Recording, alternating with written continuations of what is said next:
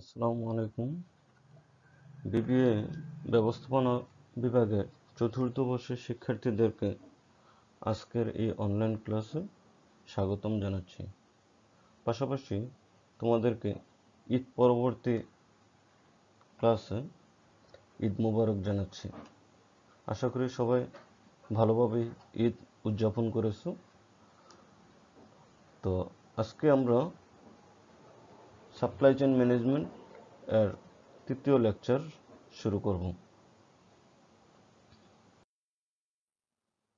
তো তোমাদের সাথে আছি আমি মোহাম্মদ খায়রুল আমিন মুন্সি, প্রভাষক, ব্যবস্থাপনা বিভাগ, কুমিল্লা ভিক্টোরিয়া সরকারি কলেজ।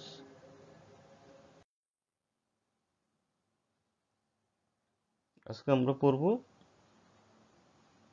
অনার্স চতুর্থ বর্ষের সাপ্লাই চেইন ম্যানেজমেন্ট প্রথম অধ্যায়, আজ তৃতীয় লেকচার।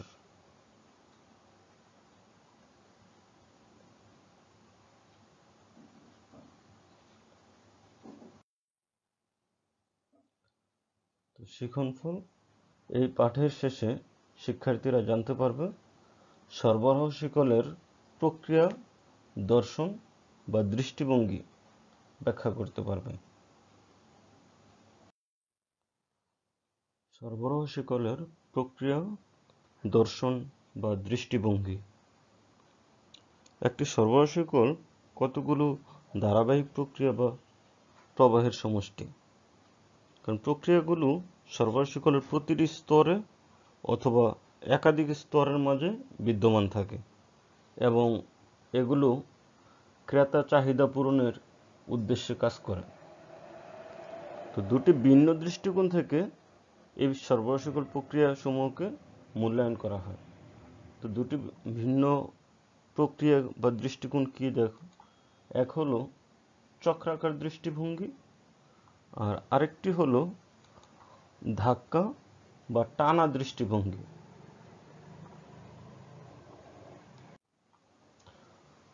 তো চক্রাকার দৃষ্টিভঙ্গি কি? চক্রাকার দৃষ্টিভঙ্গি হলো সরবরাহ শিকলের পর্যায়ক্রমিক দুটি স্তরের মাঝে যে কার্যাবলী বা প্রক্রিয়াসমূহ সম্পাদিত হয় তাকে প্রক্রিয়া চক্র বলে। আর সরবরাহ শিকলের প্রক্রিয়াগুলো কতগুলি ধারাবাহিক চক্রে বিভক্ত। এই চক্রগুলোকে আমরা চারটি ভাগে বিভক্ত করতে পারি।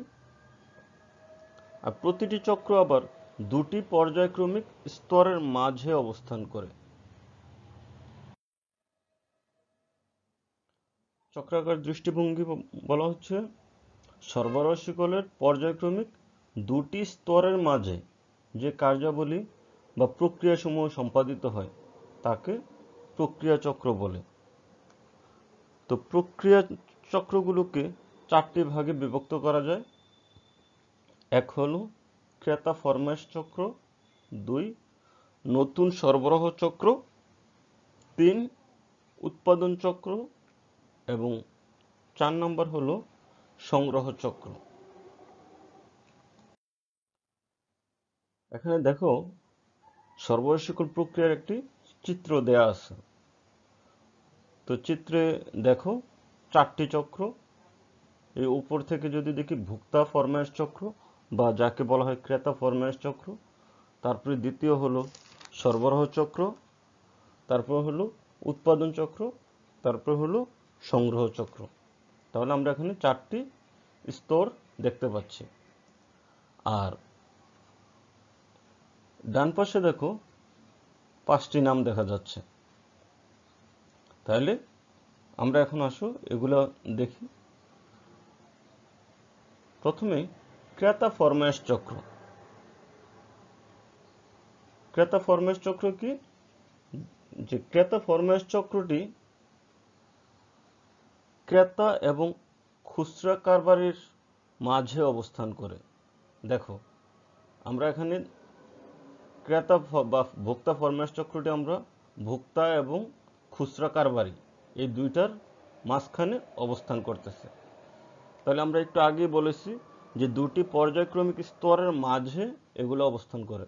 ভোক্তা খুচরা কারবারির মাঝখানে ভোক্তা ফরমায়েশ চক্র আবার খুচরা কারবারি বন্টনের মাঝে সরবরাহ চক্র। খুবই সহজ, তোমরা সহজে এটা ধরতে পারবা।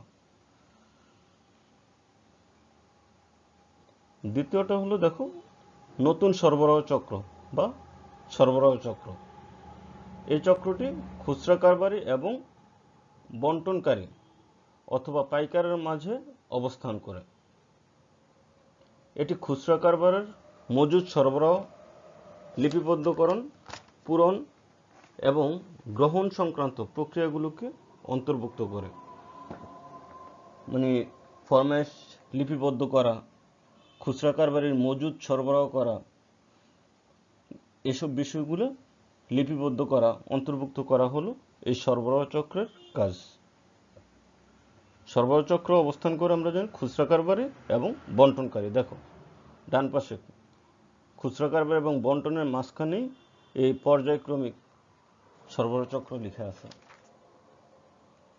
তারপর এটা আশা করি তোমরা দেখেই বুঝতে পারতেছো উৎপাদন চক্র কার মাঝে অবস্থান করতেছে, বন্টনকারী এবং উৎপাদনকারী এই দুইটার মধ্যে উৎপাদন চক্র অবস্থান করতেছে। তাহলে দেখো উৎপাদন চক্র, এই চক্রটি উৎপাদনকারী এবং পরবর্তী স্তরের মাঝে অবস্থান করে। পরবর্তী বলতে এখানে বন্টনকারীকে বোঝানো হচ্ছে। বন্টনকারী হলো পাইকার বা এখানে খুচরা কারবারি বলা হচ্ছে। তো এটি উৎপাদন সময়সূচি বা শিডিউল যাকে বলা হয়, এগুলো রক্ষণাবেক্ষণ করা, পণ্য মেরামত করা, জাহাজীকরণ, জাহাজে পৌঁছানো এবং জাহাজ থেকে গ্রহণ, এই বিষয়গুলো এই উৎপাদন চক্রের কাজ, যেটা কিনা বন্টনকারী এবং উৎপাদনকারী এই দুইটার মাঝখানে অবস্থান করে উৎপাদন চক্র। তারপরে সংগ্রহ চক্র, এটা আমরা চিত্র দেখেই বুঝতে পারতেছি। সংগ্রহ চক্র হলো উৎপাদনকারী এবং সরবরাহকারী। ডাইন পাশে দেখো চিত্রতে, ডাইন পাশে উৎপাদনকারী এবং সরবরাহকারীর মাঝখানে কিন্তু এই সংগ্রহ চক্রের বৃত্ত বা পর্যায়বৃত্ত বলা হয়, পর্যায়ক্রমিক স্তর, উৎপাদনকারী এবং সরবরাহকারী। তাহলে বলা হচ্ছে সংগ্রহ চক্র উৎপাদনকারী এবং সরবরাহকারীদের মাঝে অবস্থান করে। এটি যথাসময়ে যথাস্থানে উৎপাদনের উপকরণ বা কাঁচামাল সংগ্রহ সংক্রান্ত সকল প্রক্রিয়া এর মধ্যে অন্তর্ভুক্ত করা হয়। আমরা জানি সরবরাহকারীদের কাজ কি, যে উৎপাদন উপকরণ অর্থাৎ কাঁচামাল সরবরাহ করা, এটা হলো উৎপাদনকারীদের কাজ, সরবরাহকারীদের কাজ। সরবরাহকারী কাঁচামাল সংগ্রহ করলে এগুলা দিয়ে উৎপাদনকারী উৎপাদন করা হয়। তাহলে উৎপাদনকারী এবং সরবরাহকারীর মাঝখানে যে পর্যায়ক্রমিক চক্র সেটা হলো সংগ্রহ চক্র। আশা করি তোমরা চক্রাকার দৃষ্টিভঙ্গিটা বুঝতে পেরেছ।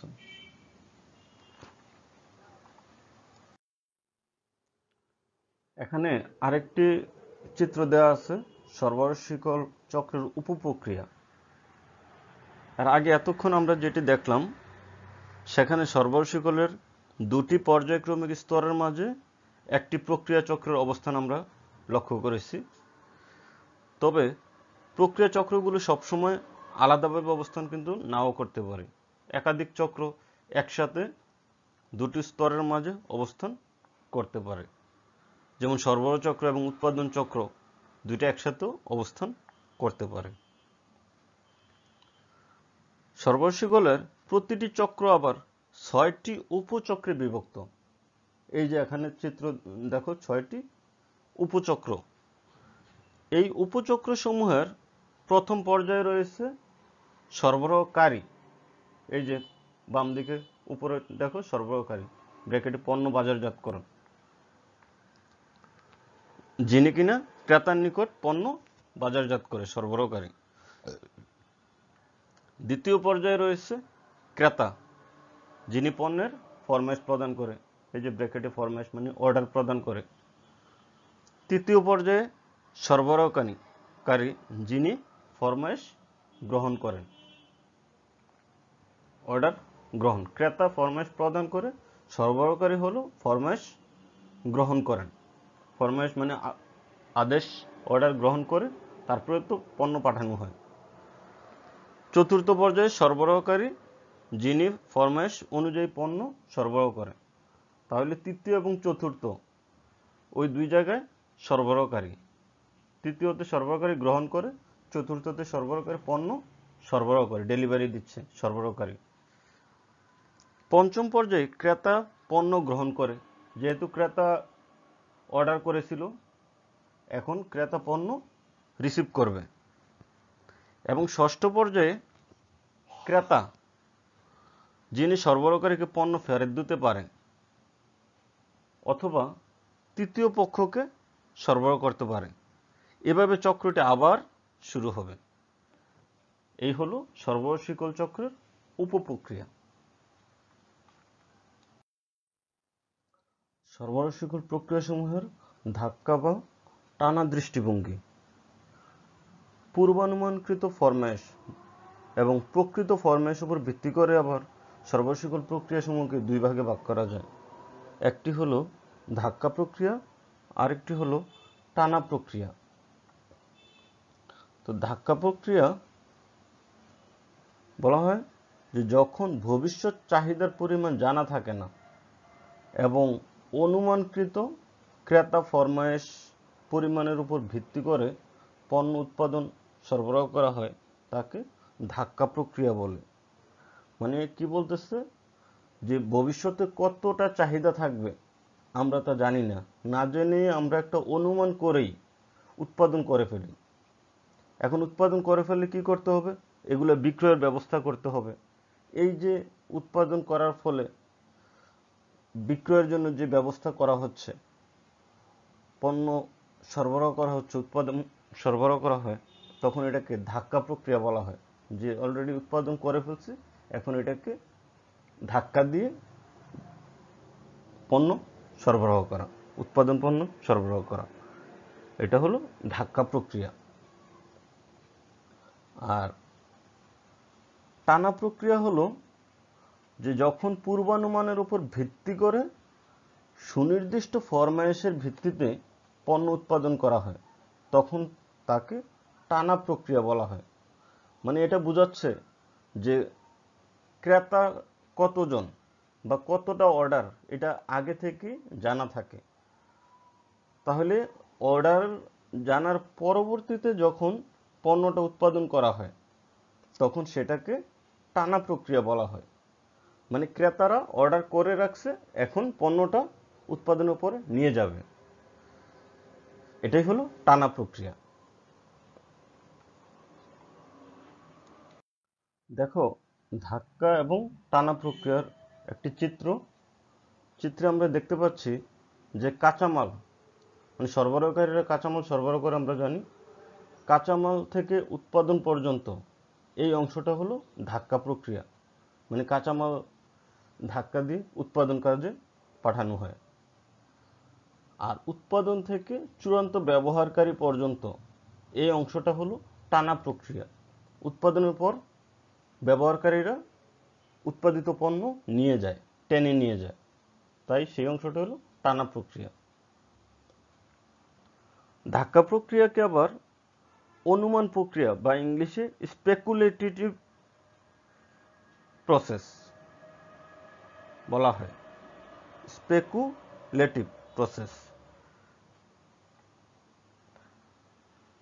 যেহেতু এটা পূর্বানুমান চাহিদার উপর ভিত্তি করে সাড়া প্রদান করা হয়, তাই এটাকে স্পেকুলেটিভ প্রসেস বলা হয় বা অনুমান প্রক্রিয়া। আর টানা প্রক্রিয়া, এটাকে বলা হয় রিঅ্যাক্টিভ প্রসেস বা বাংলায় বলা হয় ক্রিয়াশীল প্রক্রিয়া। কেন? যেহেতু ক্রেতা ফরমাইশ পাওয়ার পর চাহিদা পূরণের কাজ শুরু হয়, ক্রেতা থেকে অর্ডার পাওয়ার পরে কার্যক্রম শুরু হয়, তাই এটাকে রিঅ্যাক্টিভ প্রসেস বা ক্রিয়াশীল প্রক্রিয়া বলা হয়। এখানে একটি চিত্র হলো সরবরাহ শিকলে পুশ বা পুল দৃষ্টিভঙ্গি। একটি সরবরাহ শিকলের সকল স্তরে একই ধরনের প্রক্রিয়া বা কৌশল কিন্তু প্রয়োগ করা হয় না। সাধারণত আমরা জানি প্রথম স্তরে টানা কৌশল এবং পরবর্তী স্তরগুলোতে ধাক্কা কৌশল প্রয়োগ করা হয়।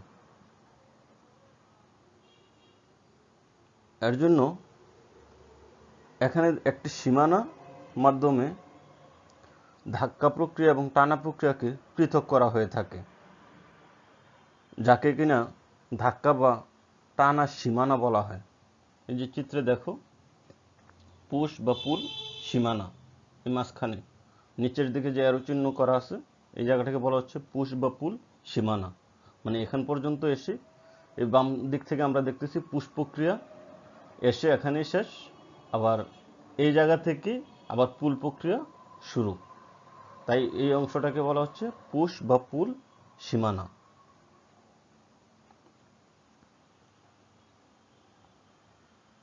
এখানে দেখো, পুশ প্রক্রিয়ার মধ্যে আমরা প্রক্রিয়া 1, প্রক্রিয়া 2 এবং প্রক্রিয়া 3, এই তিনটি প্রক্রিয়া হলো পুশ প্রক্রিয়ার অন্তর্ভুক্ত। তারপরে প্রক্রিয়া কে দ্বারা প্রকাশ করেছে, এটা হচ্ছে আমাদের সীমানার অংশ। তারপরে প্রক্রিয়া K+1, তার প্রক্রিয়া N1, প্রক্রিয়া N, ওই অংশগুলো হলো আমাদের পুল প্রক্রিয়ার অংশ। নিচে দেখো, নিচে একটি অ্যারো চিহ্ন আছে উপরের দিকে, বলা হচ্ছে যে ক্রেতা ফরমাশ পৌঁছায় এই জায়গায়। প্রক্রিয়া কে এর মধ্যে এই অংশে ক্রেতা ফরমাশ পৌঁছাবে, অর্ডার, কতটুকু অর্ডার ক্রেতা কিনতে চায় এই জায়গায়। আর এই জায়গা থেকে আমাদের পুল প্রক্রিয়া শুরু হয়। পুল আমরা জানি টানা প্রক্রিয়া, যেটা কিনা ফরমাশ আগে থেকে জানা থাকে। এখানে দেখো, সরবরাহ শিকলে পুশ অথবা পুল প্রক্রিয়ার একটি চিত্র দেয়া আছে। আমরা একটু উদাহরণ দিতে পারি যে একটি কাপড় বিক্রয়কারী প্রতিষ্ঠান বিক্রয়ের 3 থেকে 6 মাস পূর্বেই কিন্তু কাপড় উৎপাদন করে রাখে। আবার উৎপাদনের 6 থেকে 9 মাস পূর্বেই কিন্তু সুতা ক্রয় করে ফেলতে হয়। তাহলে এই প্রক্রিয়ায় 3টি চক্র জড়িত। একটি হলো ক্রেতা ফরমাশ চক্র, এই যে ডান দিকে দেখো পর্যায়ের মধ্যে। দ্বিতীয়ত হলো সরবরাহ এবং উৎপাদন চক্র। আর 3 নম্বর ডান দিকের যে চক্রটা, সংগ্রহ চক্র। আমরা এগুলো একটু আগে 4 ভাগে পড়ে আসছি, ওইখানে মাঝেরটা সরবরাহ এবং উৎপাদন চক্র, ওই দুইটাকে 2টা ভাগ করা হয়েছিল। এখানে একসাথেই দেওয়া হয়েছে সরবরাহ এবং উৎপাদন চক্র, তাই একটা কম 3টা হয়ে গেছে, 4টাকে 3টা বানানো হয়েছে। তো প্রতিষ্ঠানটি ক্রেতা ফরমাশ পাওয়ার পর কাপড় বিক্রয় শুরু করে। তাহলে ফরমাশ পাওয়ার পর যদি বিক্রয় শুরু করে, তাহলে আমরা এটাকে অবশ্যই টানা প্রক্রিয়া বলবো। যেহেতু আমরা একটু আগে শিখে আসছি, টানা প্রক্রিয়ায় ফরমাশের পরিমাণ আগে জানা থাকে, মানে ক্রেতারা কতটা কিনবে এটা আগে জানা থাকে, উৎপাদনের পরে ক্রেতারা এটা নিয়ে যায়, তাই এটাকে টানা প্রক্রিয়া বলা হচ্ছে। তাহলে কাপড় উৎপাদনের পর যখন বিক্রয় করা হয় বা ফরমাশের পরিমাণ আগে জানা থাকে, জেনে বিক্রয় করা হয়, তখন সেটা হবে টানা প্রক্রিয়া। আবার বিক্রয়ের পূর্বেই আমরা যেন উৎপাদন এবং সংগ্রহের কাজটা করে ফেলতে হয়, কিন্তু মোট বিক্রয়ের পরিমাণ জানা না থাকায় উৎপাদন এবং সংগ্রহের কাজ অনুমানের উপরে করতে হয় বা পূর্বানুমানের উপর ভিত্তি করে সম্পাদন করতে হয়। তো কাজেই নতুন সরবরাহ এবং উৎপাদন চক্র, সংগ্রহ চক্র, এগুলো হচ্ছে ধাক্কা প্রক্রিয়ার অন্তর্গত। কারণ ওই সময় পর্যন্ত আমরা জানি না যে কতটুকু বিক্রয় হবে, এটা একটা অনুমানের উপর ভিত্তি করেই করা হচ্ছে। তাই বিক্রয়ের পূর্বে যেই উৎপাদনগুলো বা কাজগুলো করা হয় সেগুলো হচ্ছে আমাদের ধাক্কা প্রক্রিয়ার অন্তর্গত।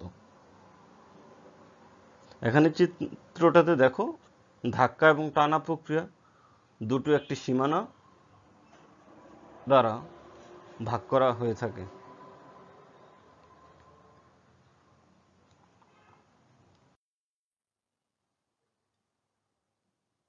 আরেকটি উদাহরণ যে ডেল, আমরা ডেল নাম সবাই জানি, একটা কম্পিউটার বিক্রয়কারী প্রতিষ্ঠান। তো এটি ক্রেতার ফরমাশ পাওয়ার পর পণ্য উৎপাদন করে এবং তা ক্রেতার নিকট সরবরাহ করে।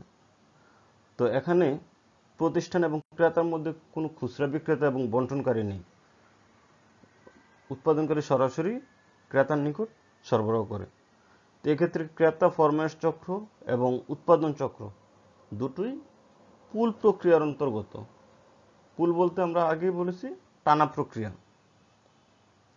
কারণ ফরমাশের পরিমাণ এবং উৎপাদনের পরিমাণ এক্ষেত্রে জানা থাকে যে কতটা অর্ডার পাওয়া গেল এবং উৎপাদন কতটা হবে।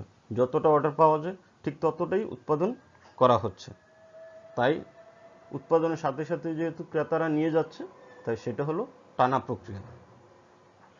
কিন্তু উৎপাদন করার জন্য যে কাঁচামাল বা উপকরণ দরকার, ক্রেতা ফরমাশের উপর ভিত্তি করে কিন্তু সেগুলো সংগ্রহ করা হয় না, সেগুলো করতে হয় অনুমানের উপর ভিত্তি করেই। কাজেই কাঁচামাল সংগ্রহ চক্রটি হচ্ছে পুশ প্রক্রিয়ার অন্তর্গত, অর্থাৎ ধাক্কা প্রক্রিয়ার অন্তর্গত।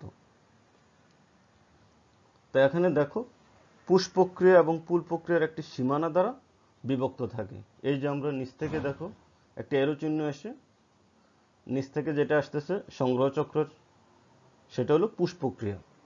মানে পুশ প্রক্রিয়াটা মূলত কাঁচামাল সংগ্রহের ওই অংশটাই হলো পুশ প্রক্রিয়া, যেহেতু কাঁচামাল অনুমানের উপর ভিত্তি করে সংগ্রহ করতে হয়। তারপর একটি সীমানা, এই সীমানার পরবর্তীতে আমাদের হলো পুল প্রক্রিয়া। মানে উৎপাদনের পরে ক্রেতা ফরমাশ জানা থাকে ততটাই নিয়ে যাচ্ছে, সেটা হলো টানা প্রক্রিয়া বা পুল প্রক্রিয়া। আশা করি তোমরা বিষয়টা বুঝতে পেরেছ। আজকে তোমাদের জন্য বাড়ির কাজ হলো সরবরাহ শিকলের প্রক্রিয়া দর্শন বা দৃষ্টিভঙ্গি আলোচনা করো। এটা শিখে আমাকে ইমেল করিও অথবা যে কোনো সমস্যা হলে আমার সাথে যোগাযোগ করিও।